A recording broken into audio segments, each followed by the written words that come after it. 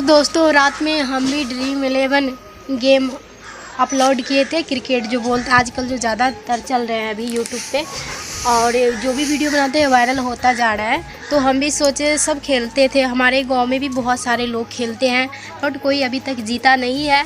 हम भी रात में ना डाउनलोडिंग किए ऐप, ड्रीम 11 ऐप डाउनलोडिंग किए दोस्तों, और सोचे खेलूँ। जो कहा बोले पहले कि मोबाइल नंबर दो या ईमेल आईडी उसमें दो, तो जो कहा वो किया। OTP आए, OTP डाले और अपने पेटीएम से पैसा भी दिए। जितना भी बोनस पे तो बहुत सारे बोनस है, जैसे कि 3-4 रुपये, 3 रुपये, तो मैंने 3 रुपये लगाया था दोस्तों। और मैं ना आधे दूर तक यानी गए जहाँ तक गए, उसके बाद आगे ने टीम भी बनाए, 11 टीम बनाए।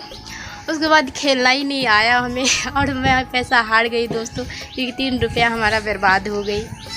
चलिए दोस्तों चलते हैं बाहर। आप सब ना हमारे ब्लॉग पे बने रहिए, क्योंकि अभी हमारे पतिदेव जी कॉल किया है, टेंस किया, क्योंकि हमारे बड़ी मम्मी का बेटी का शादी है तो टेंस किए हैं। तो क्या बोलते हैं पैसा देना पड़ेगा।